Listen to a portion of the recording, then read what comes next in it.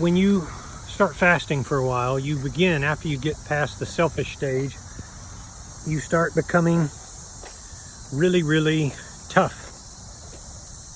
And you start to go into kind of a time warp where time passes by differently for you. You start to look at people eating and say, God, weren't you eating just 4 hours ago? And then you remember, that's how you used to be. You used to eat every few hours because you got hungry every few hours. But you're in a different time now. It's as if 1 year for you is 7 years for somebody else. And the time, or a few hours, because everything keeps changing. And you become more and more tough, and you start to exist in a different, on a different plane. But then your will also changes, and this is where we get back to willpower, because you realize that you were selfish as a multiple meal eater, a snacker. And the more weight you gained, you realize it was just because you did everything for you. And now you realize, I don't have to do that. I can just give me a little something and keep the rest either for someone else or for some other time.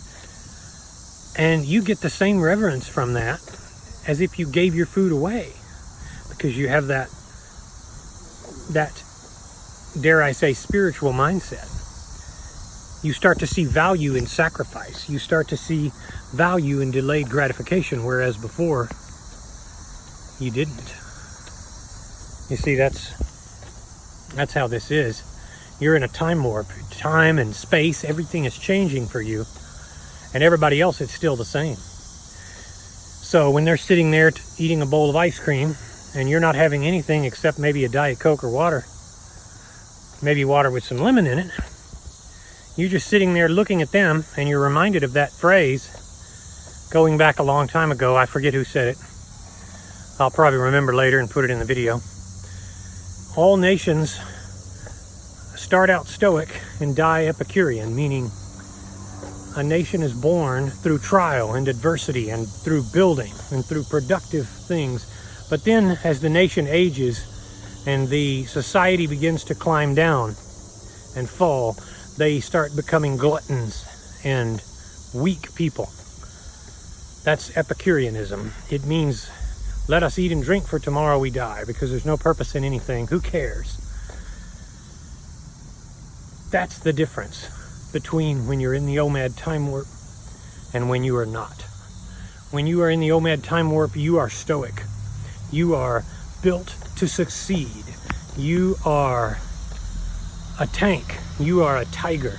You are not stopping because you're under that influence. It's as if you had been blessed with an enchantment spell.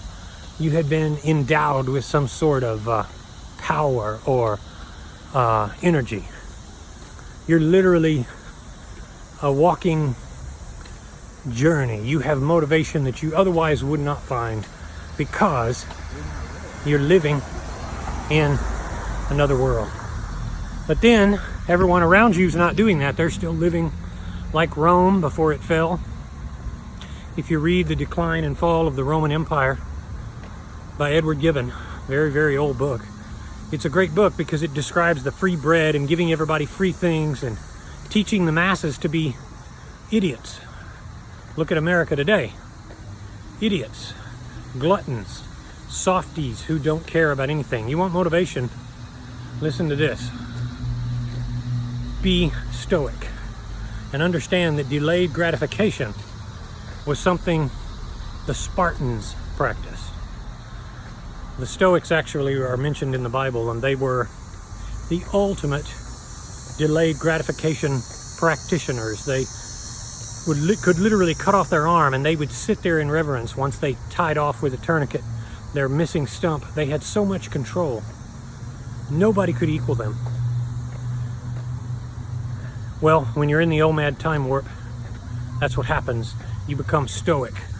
Yes, it takes a while. It is damn hard to get past those feelings of I'm weak, I can't do it, but once you do it, you start realizing as energy flows through your body, you start burning your own waste, your own fat.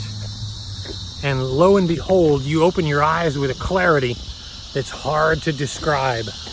And you're living in a different plane. It feels good, scary but good. And you become an adrenaline junkie. So if you really want motivation, it's there.